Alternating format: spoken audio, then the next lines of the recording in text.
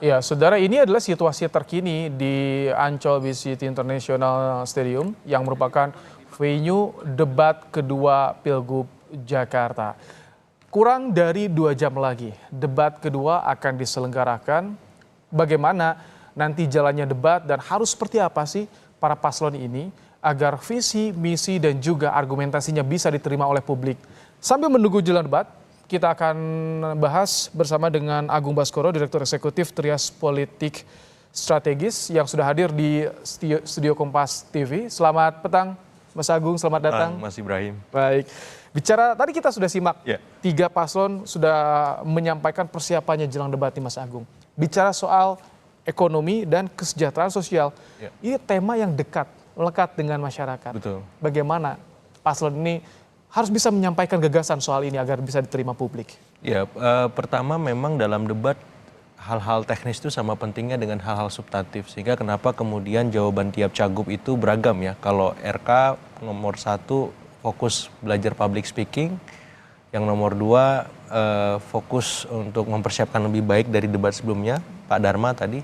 Yang nomor urut 3 Mas Pram, dia punya solusi ya, langsung fokus ke substansi tentang Jakarta Funding. Jadi saya kira masing-masing tahu kekurangannya di debat pertama apa dan pengen di debat kedua nanti bisa lebih baik. Nah, di luar itu saya kira memang suka atau tidak debat ini kan penting karena untuk memastikan pemilih mengambang atau swing voters dan pemilih yang belum memilih, undecided voters itu memilih nanti di hari H. Otomatis forum debat ini menentukan sehingga persiapan tadi menjadi lebih utama. Kalau ada kandidat yang tidak mempersiapkan kemudian tiba-tiba ingin debat atau ikut pilkada dan seterusnya, bahaya itu. Apalagi di Jakarta kan seperti itu. Jadi dengan adanya debat ini saya kira para pemilih rasional Jakarta menunggu seperti apa performa Kang RK, kemudian Mas Pram dan Pak Dharma supaya apa? Supaya mereka mencoblos. Pun kalau memang nanti penampilan debat justru anti klimaks, ini bisa menjadi bumerang juga. Mereka akhirnya ingat tentang gerakan coblos semua ya, ataupun tidak mencoblos nanti. Nah, artinya apa? Ada harapan dari semua bahwa ketiga kandidat ini bisa benar-benar tampil dengan luar biasa, inovatif, baru, beda, sehingga. Tapi yang ditunggu Mas Agung ketika di debat perdana banyak yang bilang ini anti klimaks, kurang greget katanya. Betul. Debat pas kemarin. Itu apa sebenarnya? Yang kurangnya di mana sih? Apakah mereka kurang men-challenge lawannya atau bagaimana kalau menurut Anda? Ya, ada problem soal ini ya Mas, teknis ya. Jadi misalkan di sesi 1 kan presentasi visi misi. Ada poin di mana para lawan itu memberikan tanggapan atas pemaparan masing-masing paslon. Tapi yang terjadi adalah paslon ini memaparkan programnya sendiri, bukan menanggapi program lawannya seperti itu. Yang kedua juga dengan pertanyaan. Pertanyaan itu mereka berikan dalam tanda petik mereka tahu juga jawabannya. Harapan saya kan ini benar-benar nggak tahu, dia kemudian mengkritik itu sehingga paslon yang dikritik tahu alternatif jawaban lain. Nah, hal-hal semacam itu tidak terjadi. Jadi ini seperti mengafirmasi jawaban mereka. Yang kedua mempresentasikan ulang visi misi mereka. Jadi akhirnya nggak ketemu. Kalau seperti itu publik menangkapnya bagaimana? Apakah mulai ini menjenuhkan nih kalau misalkan tidak ada tantangan, adu argumentasi yang betul. Nah, kalau colok gitu. Sebenarnya di Mas Pram kemarin sempat di segmen ke-5 ya terakhir itu tiba-tiba datang teman kita dari Difabel yang kemudian dia punya pengalaman di Kota Bandung soal kebijakan Kang Emil terkait teman-teman difabel seperti apa gitu. Nah, saya kira hal semacam itu menarik untuk dilakukan untuk membuktikan bahwa para paslon ini memang betul-betul sudah konkret, sudah punya rekam jejak untuk kemudian mengimplementasikan kebijakan mereka di Jakarta. Sehingga nanti ketika debat kedua saya berharap ada hal baru lagi dari semua, bukan hanya Mas Pram ya, pendekatan untuk mengkritik paslon-paslon lain seperti itu. Jadi sebetulnya sah-sah saja, itu dalam bentuk kampanye juga mengkritisi bagaimana program itu negatif lawan ya. campaign karena ada datanya, ada basisnya, objeknya jelas seperti itu. Dan saya kira itu bagian yang ditunggu oleh masyarakat pemilih rasional Jakarta.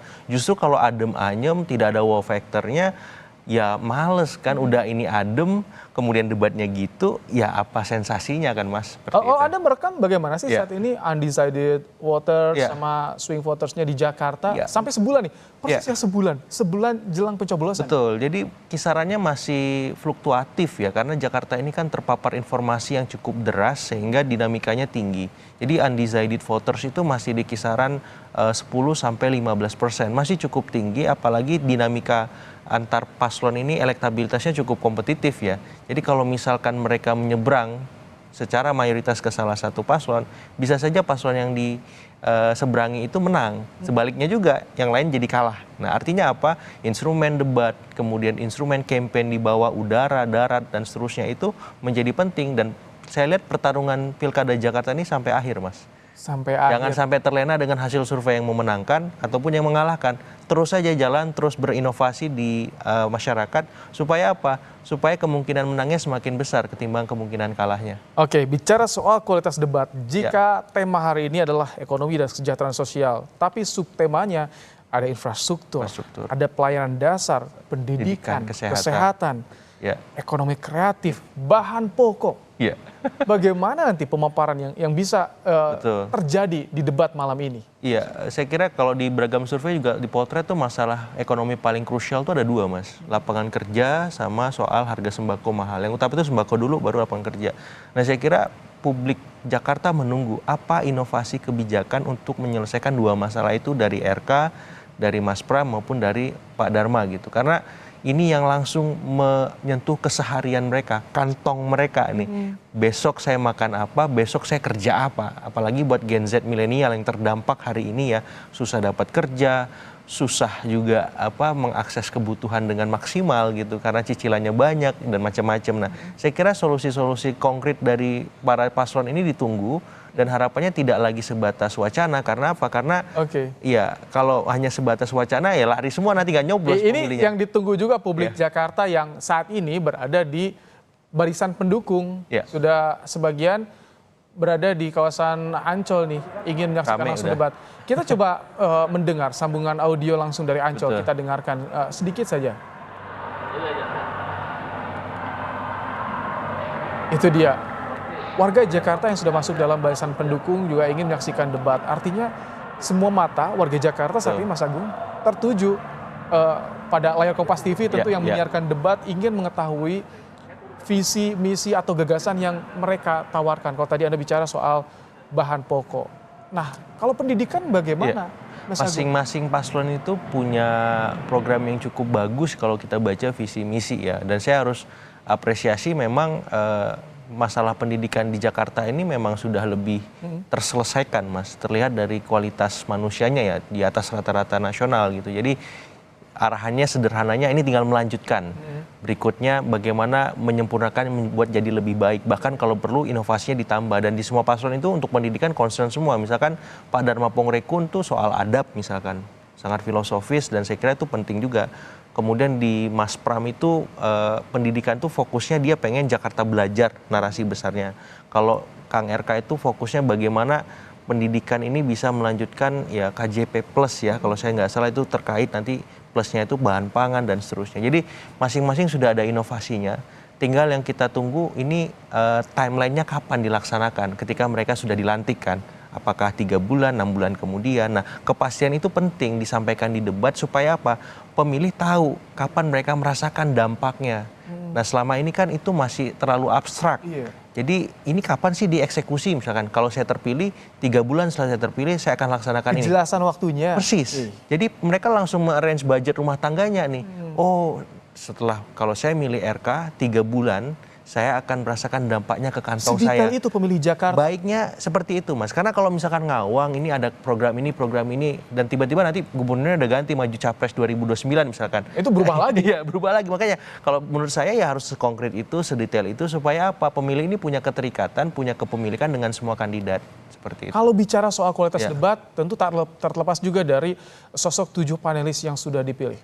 Itu juga kemarin disinggung soal bagaimana mereka tuh warga ada yang ingin, ada peran lebih dari para panelis ini. Bagaimana kalau Anda melihat panelis yang dipilih untuk hari ini, kemudian juga peran-perannya? Ya, mungkin perlu dicoba ya Mas, kalau panelis itu langsung membuat pertanyaan on the spot misalkan. Artinya kan benar-benar unsur kagetnya, elemen of surprise-nya itu dapet ya. Sehingga memang kita akan melihat langsung bagaimana kualitas ya cagup-cagup di Jakarta. Seperti itu cawagupnya juga demikian.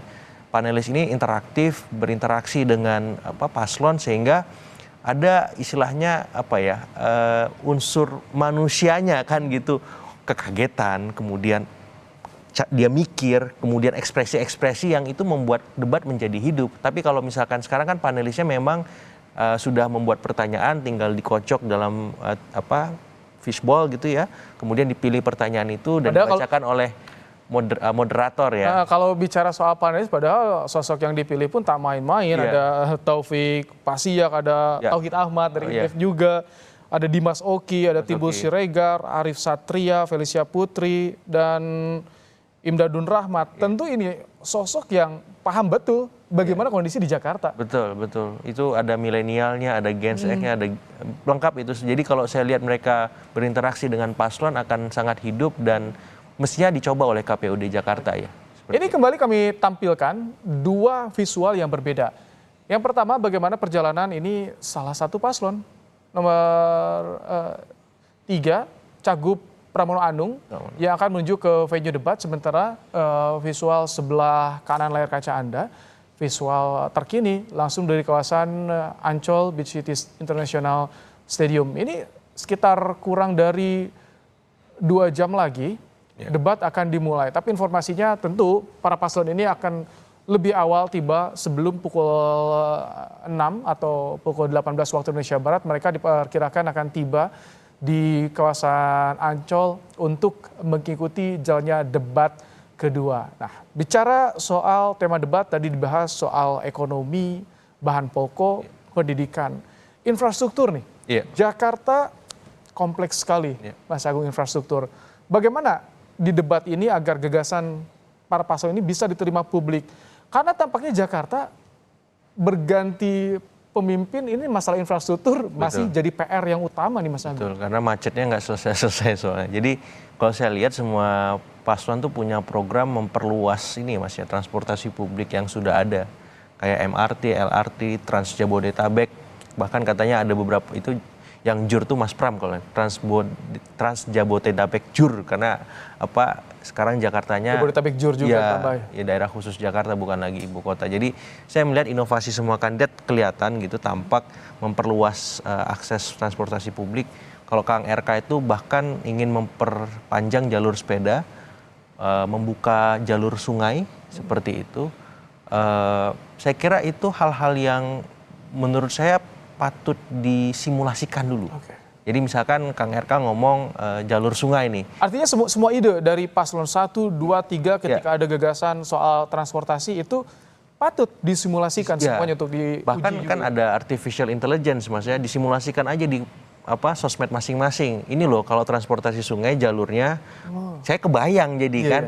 Enak juga nih naik getek, misalkan atau naik perahu kayak di Eropa gitu, di sungai-sungai Jakarta. Sehingga mereka ngomong tuh ada basis yang konkret, yang nyata oleh pemilih rasional tadi. Kalau misalkan mereka sebatas melempar ini jalur sungai, jalur sepeda diperluas. Jalur sepedanya yang mana nih mau diperluas, diperpanjang? Jadi selama ini kalau Anda melihat di medsos saja, media sosial para paslon ini, mereka hanya menawarkan gagasan dalam bentuk narasi, belum bisa divisualisasikan. Iya, karena ya saya nggak tahu ya, mungkin saya belum dapat di timeline saya, tapi saya belum nemu tuh simulasinya, timeline kapan dieksekusi.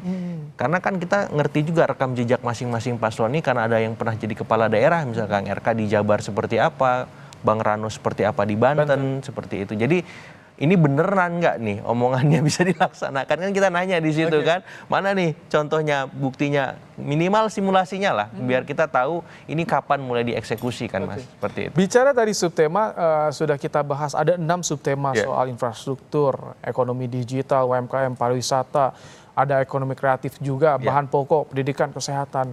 Menurut Anda yang sangat urgent dan menarik bagi publik untuk dicermati dari subtema ini apa sih? Iya, sebenarnya yang paling pokok tuh pendidikan kesehatan Mas ya. Karena ini basic human life gitu. Karena ya kalau nggak sehat gimana mau beraktivitas. Kalau nggak cerdas gimana biar survive ya. Untuk membuat nasib mereka lebih baik seperti itu. Jadi Kalau saya melihat dua bidang ini menentukan hajat hidup Jakarta, masyarakat Jakarta. Nah, tinggal inovasi mereka bagaimana berdasarkan timeline eksekusinya. Itu aja sih yang perlu ditambahin sehingga masyarakat Jakarta punya kepastian budget hidup mereka itu ketika dalam tanda petik disubsidi oleh pemerintah itu kan dampaknya luar biasa. Apalagi kalau misalkan sudah ada, itu diperluas lagi, bukan hanya kelas menengah ke bawah yang bisa mendapatkan, tapi kelas menengah atas juga bisa merasakan gitu dalam bentuk-bentuk yang lain. Kalau PR-nya untuk pelayanan kesehatan dan juga pendidikan di Jakarta, menurut Mas Agung apa sih yang harus dibenahi, apa yang harus ditingkatkan, diperbaiki? Mungkin lebih ke sisi kualitasnya Mas ya. Kualitasnya itu kalau kuantitas kan mungkin di Jakarta ini kita bisa lihat semua ada ya. Misalkan posyandunya supaya lebih mencengkram masyarakat semuanya dapat, kualitas dokternya, perawatnya itu ditingkatkan misalkan. Kalau untuk pendidikan kualitas gurunya, biasanya kalau misalkan kualitas gurunya sudah levelnya nasional, besok sekolah negeri levelnya internasional seperti itu. Jadi ada upgrade karena Jakartanya menuju kota global kan, bukan kota nasional lagi. Karena kota global otomatis SDM-nya harus SDM global, standarnya juga harus global ya, ke pendidikannya, kesehatannya dan semua bidang yang lain. Kalau bicara soal pemilih Jakarta, tadi kalau misalkan Anda singgung ada 10-15% undecided voters, itu karakter dari pemilih Jakarta itu bagaimana Mas Agung? Ya otomatis kritis sekali bahkan.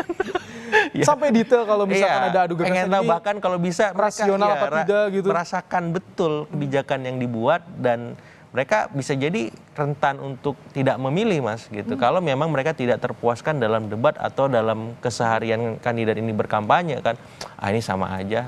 Apalagi kalau misalkan kita lihat beberapa pemilih yang misalkan terkategorisasi sebagai anak ABA, itu kan memutuskan tidak misalkan memilih semua dan membebaskan atau mencoblos semua. Intinya mereka nggak mau suaranya dipakai untuk Pilkada Jakarta karena calonnya nggak ada seperti itu. Nah jadi saya kira ini menjadi PR semua paslon untuk membuat para pemilih Jakarta terlibat di 27 November memilih dan meminimalkan angka-angka golput lah. Tentu ini kewajiban juga bagi para paslon ya Mas Agung. Mereka untuk bisa meyakinkan publik, meningkatkan partisipasi warga Jakarta datang ke termasuk penyelenggara KPU Mas Bawaslu itu menciptakan tadi iklim debat yang seru, yang menarik ya, kemudian event-event sosialisasi yang bisa membuat masyarakat tuh antusias, kemudian penasaran dengan Pilgub Jakarta dan treatment-treatment lain yang memang bisa dilakukan oleh para penyelenggara ya, sehingga ini bukan menjadi event elitis yang hanya dinikmati oleh sebagian kalangan saja seperti itu. Kembali kami tampilkan, ini adalah visual bagaimana iring-iringan kendaraan Cagup nomor 3 Pramono Anung menuju kawasan Ancol, Jakarta. Kita juga masih menunggu pemirsa Kompas TV, paslon lainnya, paslon nomor 1 dan juga paslon nomor urut 2. Karena tim liputan Kompas TV tentu sudah ditugaskan juga untuk bisa bersama dengan paslon, namun kami belum mendapatkan informasi apakah mereka sudah bergerak atau tidak. Kami ingin menyajikan kepada Anda ketiga paslon nanti ketika dalam perjalanan menuju venue debat. Dan yang Anda simak adalah perjalanan paslon nomor 3 menuju venue debat di kawasan Ancol. Sementara di layar sebelah kanan adalah kondisi terkini di Ancol BCT International Stadium yang menjadi venue debat kedua, debat publik Pilgub Jakarta.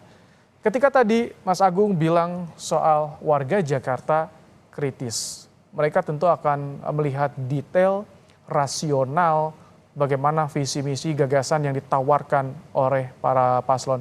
Kalau sejauh ini dari ketiga paslon memang semuanya bagaimana dengan visi misi atau gagasan? Apakah cukup rasional atau masih ada yang kurang nih, harusnya tadi misalkan bisa dibayangkan dengan mudah? Sudah oke sih Mas, cuman ya tadi perlu kejelasan timelinenya satu, kedua budgetnya gimana, aman nggak gitu, kalaupun nggak aman nanti solusinya gimana. Yang ketiga soal ya sebenarnya semuanya sudah mengungkapkan sih kepastian mereka fokus untuk Jakarta, bukan fokus untuk yang lain. Ketika memang sudah terpilih, ya selesaikanlah 2 periode misalkan. Jangan sampai nanggung kan, tiba-tiba kemana. Harus ada komitmen. Tapi Jadi itu semacam memang fakta tidak integritas melanggar lah. juga Nggak sih. melanggar. Tidak melanggar. Cuman jangan sampai warga Jakarta ini hanya punya gubernur 1 periode aja dari waktu ke waktu seperti itu. Karena mungkin Jakarta itu apakah bisa dibilang seksi sebagai barometer politik Indonesia, sehingga siapapun yang memimpinnya nanti ada kesempatan.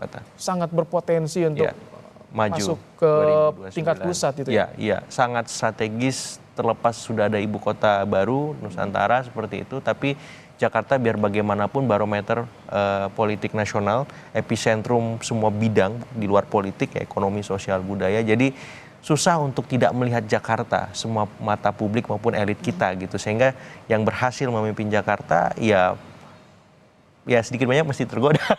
Ada kans. Ada kans, ada kesempatan seperti itu. Itu yang harus diperhatikan juga. Nah, kembali kita bahas soal debat, Mas Agung. Debat sama dengan perdana, ada 6 segmen, dibagi ke dalam 6 segmen. Yang pertama penyampaian visi misi dari para paslon. Kemudian juga nanti ada tanggapan juga, ada pendalaman visi misi akan ditanyakan oleh moderator tentu nantinya. Kemudian ada juga tanya jawab antar paslon dan terakhir closing statement. Di bagian ini, pemecahan part-part segmentasi tadi, di bagian mana yang harus dimanfaatkan oleh paslon untuk bisa unjuk gigi dan bisa menunjukkan kalau saya lebih unggul dari yang lain. Ya, saya kira segmen 4 dan 5 Mas itu krusial ya. Mereka punya kesempatan secara bebas dan leluasa bertanya apapun ke lawannya gitu. Dan saya kira dan pemirsa menunggu dan menanti ya pertanyaan-pertanyaan menukik, tanggapan-tanggapan yang tajam ya, tapi tetap dalam bingkai konstruktif ya, objektif gitu. Karena ini yang membuat Jakarta itu selalu beda dari waktu ke waktu. Dan harapannya ini bisa terjadi dalam momen debat, karena momen lain kita nggak menemukan kan gitu. Bukan berarti ketika berbeda pendapat kemudian saling mengkritik itu kita nggak akur, kita nggak damai gitu. Saya kira itu yang perlu diluruskan kembali supaya ya sensasi Jakarta sebagai kota yang leading mau menuju kota global bisa terasa seperti itu. Ini, nah seperti janji saya tadi, kami tampilkan ini adalah paslon nomor urut 2. Dharma Pongrekun yang sudah menuju ke kawasan Ancol dalam perjalanan menuju ke venue debat. Kita masih tunggu nih visual sambungan perjalanan dari pasangan RK Suswono. Tentu dari layar Kompas TV juga masih menantikan sambungan audiovisual jelang keberangkatan pasangan nomor 1. Tadi nomor 2 sudah, nomor 3 juga sudah kami tampilkan. Kita tentu masih menunggu juga, Mas Agung. Nah, bicara soal tadi segmen 4 dan 5 itu yang jadi kesempatan ya tentunya untuk dimanfaatkan. Tapi ketika kemarin debat perdana masih main aman kesannya. Iya, terlalu aman kali Mas ya. Jadi ya sempat ada sih manuver dari Mas Pram tadi yang melibatkan teman-teman difabel. Kemudian juga RK berusaha untuk mengkritik Mas Dharma Pongrekun gitu dengan program Jakarta pasca pandemi seperti itu. Tapi yang terjadi malah itu bola lambung ya yang bisa dieksekusi oleh Pak Dharma. Jadi saya lihat masih belum menukik, belum tajam pertanyaannya ke substansi debat, tema-temanya seperti itu. Karena itu yang bisa menjelaskan perbedaan mereka antara satu dengan yang lain. Cara RK mengeksekusi kebijakan KJP Plus itu gimana sih ketika masa Anies sudah ada misalkan. Pak Dharma juga begitu, Jakarta beradab itu yang gimana sih supaya nggak terlalu filosofis misalkan. Karena orang Jakarta ini suka yang konkret-konkret. Nah, tapi jangan lupa ini singkat juga yang dipaparkan, terbatas dengan durasi. Pembagian waktu harus jelas juga antara paslon nih. Iya, nah otomatis mereka harus ya segamblang mungkin menyampaikan pesan bahwa yang mereka akan lakukan itu ya tadi punya timelinenya, punya budgetnya, punya targetnya, progres yang jelas. Kalau mereka misalkan nggak bisa, ya saya akan evaluasi. Ya kalau memang nggak bisa, ya saya siap mundur misalkan. Nah, statement-statement kayak gitu kan penting Mas untuk pemilih rasional. Dan statement itu bisa membuat kandidat lain juga berpikir, wah dia oke juga nih, dia menarik nih, gua harus apa gitu. Sehingga ada hentakan-hentakan yang menurut saya bisa membuat suasana lebih hidup seperti itu. Oke. Ini kembali kami tampilkan visual, ada 3 visual nih. Kita Mas Agung masih menunggu juga nih visual dari paslon nomor urut 1. Kayaknya belum berangkat juga nih. Tapi tenang, di Kompas Petang karena masih ada, usai Kompas Petang nanti akan ada program jelang debat juga di Kompas TV. Sambil kami akan menyampaikan kepada Anda bagaimana kondisi terkini, saudara. Mas Agung, Ya. terima kasih sudah hadir di Studio Kompas TV bicara soal debat. Sama-sama Mas Ibrahim. Debat Pilkada Jakarta, semoga apa yang disampaikan nanti di debat kedua ini bisa juga diserap oleh publik Jakarta. Seperti tadi jika Mas Agung singgung soal ingin yang konkret, rasional, lebih detail, bagaimana budgeting soal gagasan yang mereka tawarkan bisa disampaikan dengan jelas dan juga gamblang di debat hari ini. Kami akhiri Kompas Petang hari ini. Saya Rahmat Ibrahim dan juga mewakili kru yang bertugas. Tadi ada My Sister Tarigan. Terima kasih. Sampai jumpa.